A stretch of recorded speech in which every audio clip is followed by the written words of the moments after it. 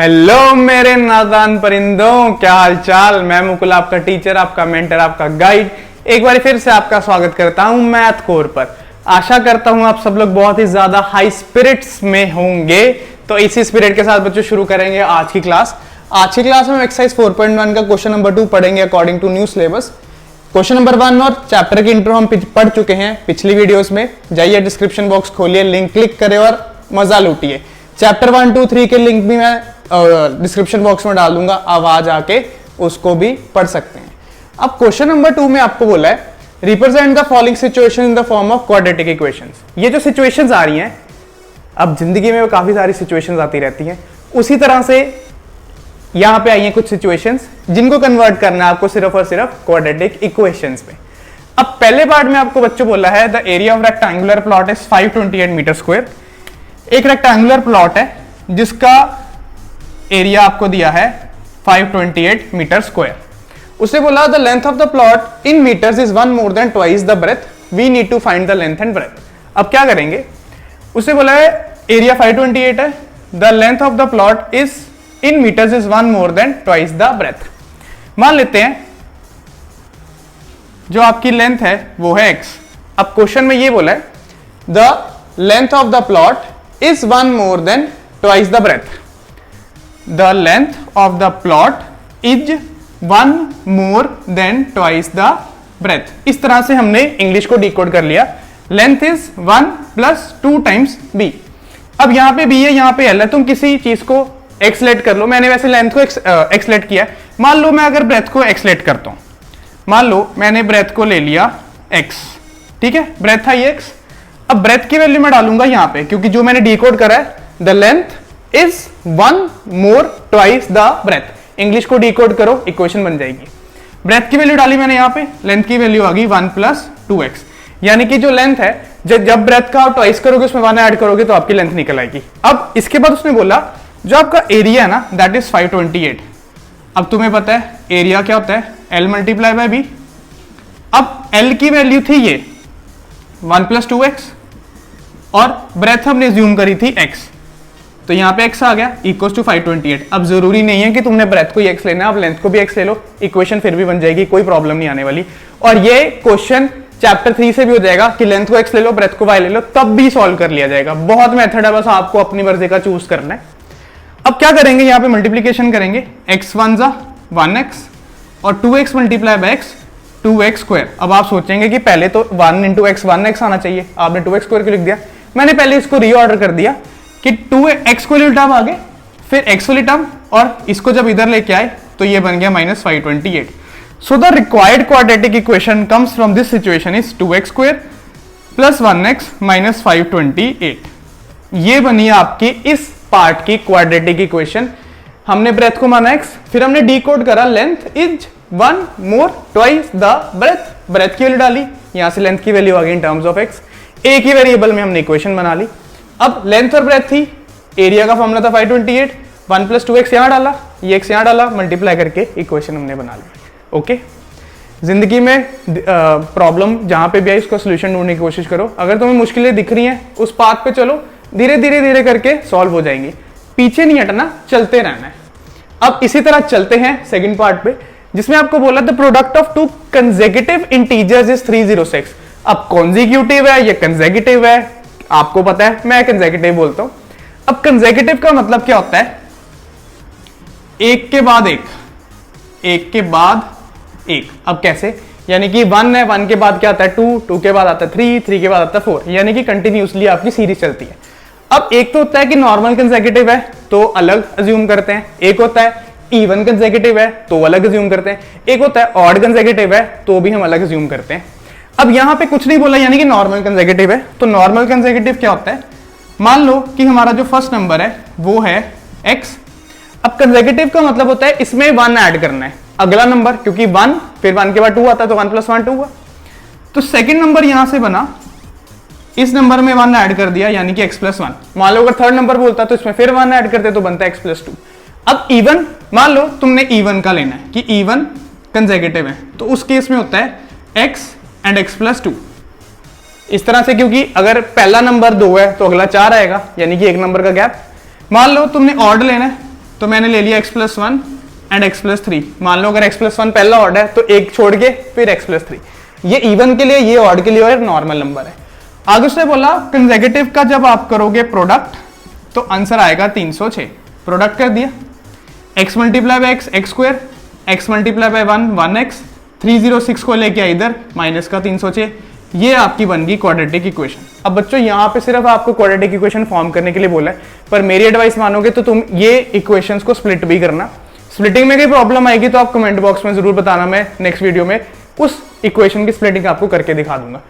पर आप इक्वेशंस तक मत बनाना, आगे चलना आप कुछ एडिशनल करके देखना कि स्प्लिटिंग हो रही है या नहीं आपसे इस तरह से। तो ये थे आपके क्वेश्चन 2 के पहले 2 पार्ट्स, इनको देखें फिर हम चले आगे। तो प्यारे बच्चों बढ़ते हैं हमारे थर्ड पार्ट में, जिसमें बोला गया Rohan's mother is 26 year older than him. The product of their ages 3 years from now will be 360। We would like to find the Rohan's present age. अब सुनना ध्यान से मेरी बात यहाँ पे। अब क्वेश्चन में बोला गया कि जो रोहन की मदर है ना वो उससे 26 ईयर्स बड़े हैं, मदर अपने बेटे से 26 ईयर्स बड़े। यानी कि अगर अज्यूम करा जाए रोहन की एज को x, तो मदर की एज आएगी कितनी, x + 26। अब कई बच्चे ना यहाँ पे 26x लिख देते हैं, 26 गुना बढ़ा देते हैं। अगर रोहन 10 साल के तो उसकी मदर 260 ईयर्स को ही, इम्पॉसिबल है, प्लीज ध्यान से सुनना। रोहन की एज ली x, मदर से 26 ईयर्स ओल्डर है, यानी कि x + 26। अब आगे उसने बोला, फर्स्ट लाइन हमने यहाँ पे सॉल्व कर दी। आगे उसने बोला the product of their age is 3 years from now.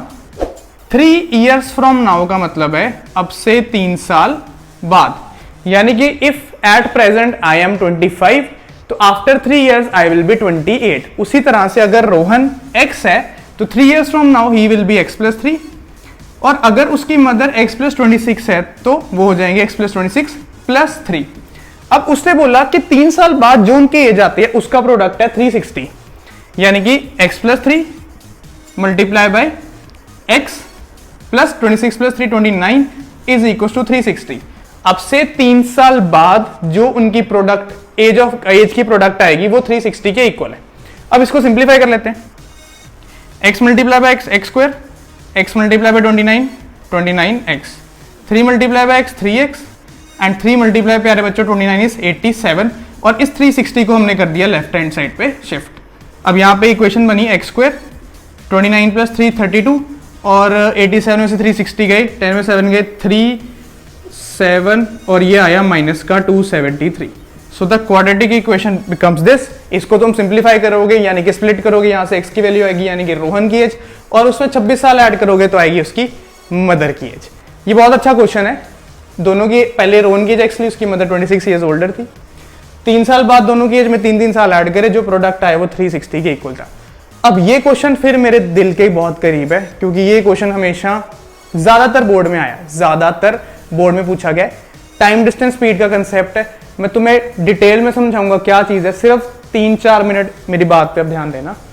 Question में बोला है कि एक ट्रेन है जो 480 किलोमीटर ट्रेवल करती है यूनिफॉर्म स्पीड पे, अगर स्पीड उसकी 8 km/h कम कर दी जाती है तो जहां जितना टाइम उसको लगता है उससे 3 घंटे उसको लगेंगे ज्यादा, हमें स्पीड निकालनी है।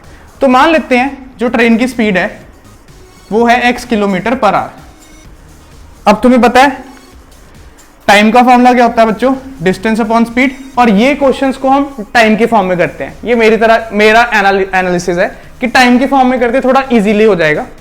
तो डिस्टेंस था 480 और स्पीड थी उसकी x, यानी कि पहले केस में उसको लगता है टाइम 480/x आवर्स।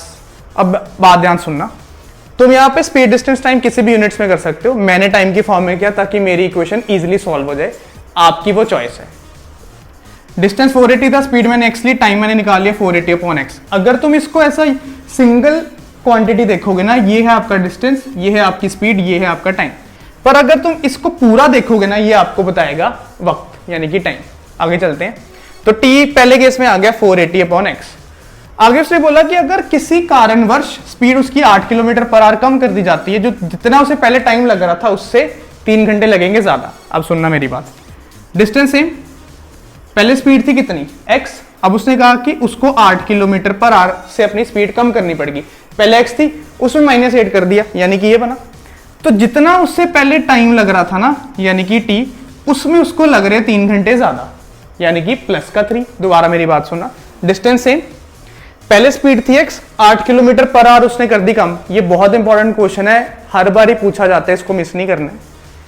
कर दी कम, जितना पहले उसे टाइम लग रहा था ना, it would have taken 3 hours more to cover the same distance. जितना उसे पहले टाइम लग रहा था उसमें 3 घंटे ज्यादा लग रहे। अब यहाँ पे एक चीज हिंट भी होती है कि अगर स्पीड घटाइए तो टाइम बढ़ेगा, अगर स्पीड बढ़ाइए तो टाइम घटेगा। तुम्हें बताइए, तुम उड़ते हुए जाओगे तो थोड़ा टाइम लगेगा, अगर स्लो जाओगे तो ज्यादा टाइम लगेगा। अब नेक्स्ट केस में क्या करेंगे, जो t की वैल्यू पहले केस में थी वो हम डाल देंगे, यानी कि ये बन जाएगा 480 अपॉन एक्स प्लस 3।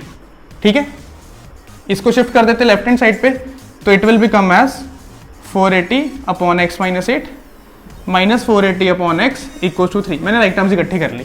ठीक है, 480 upon x minus 8 minus 480 upon x equal to 3। अब 480 कॉमन है, 480 बाहर, अंदर आ गया 1 upon x minus 8 minus 1 by x equal to 3। अब लेंगे हम क्या यहाँ पे, एलसीएम। अब एलसीएम कैसे लेना है, x और x माइनस 8 का एलसीएम आ गया x एंड x माइनस 8। जब ऐसे टर्म्स हो तो दोनों को ब्रैकेट में रख लेते हैं। जब इन दोनों को इससे डिवाइड करोगे x माइनस 8 से x माइनस 8 कट जाएगा, जो आएगा उसको करेंगे न्यूमरेटर से मल्टीप्लाई, यानी कि x माइनस इन दोनों को डिवाइड किया x से, x कट गया यानी कि x माइनस 8 बचा, और x माइनस 8 को 1 से किया तो x माइनस 8। अब नहीं ऐसे करना तो तुम इसको इससे मल्टीप्लाई करके यहाँ, इसको इससे मल्टीप्लाई करके यहाँ पे equals to 3 as it is. अब 480 यहाँ पे आ गया, ब्रैकेट खोल देते हैं, बाहर माइनस है तो अंदर साइन चेंज हो जाएंगे, upon x into x x square x into minus 8 minus 8x equals to 3। अब यहाँ पे x कट गया, यहाँ बचा 480 multiply by 8 upon x square minus 8x equals to 3। पहले आप यहाँ तक देखो, मैं इसको रब करके तुम्हें लास्ट इसका स्टेप समझाऊं। सुनना मेरी बात, आ गई यहाँ पे। अब यहाँ पे आ रहा है 480 multiply by 8 upon x square minus 8x equal to 3। Cross multiply करते थे, इसको ऊपर ले आते हैं, 3 को नीचे ले आते हैं, ये बन गया 480 multiply by 8 upon 3 equals to x square minus 8x। 3 1 जा 3 कितने जा होता है, ये 160 जा, 160 टू 8 8 0 जा 0, देन 8 6 जा 48, 8 1 जा 8 प्लस 2 1 2 8 0। इसको भी ले जाओ राइट साइड पे। अब ये तुम्हारी क्वाड्रेटिक इक्वेशन है, इसको तुम स्प्लिट करोगे तो आपकी स्पीड निकल आएगी। ये बहुत इंपॉर्टेंट क्वेश्चन है, इसको आप एक बार ध्यान से देखो। ये पेपर में बहुत बार ही आता है, सिर्फ नंबर चेंज कर देते हैं, कंसेप्ट सेम है। अगर स्पीड घट रही है तो टाइम बढ़ेगा, अगर स्पीड बढ़ रही है तो टाइम घटेगा। ओके, अब नेक्स्ट वीडियो में हम 4.2 स्टार्ट करेंगे। आप तब तक के लिए 4.1 अच्छे से पढ़ के रखिएगा। तो till then, be safe, be happy, bye.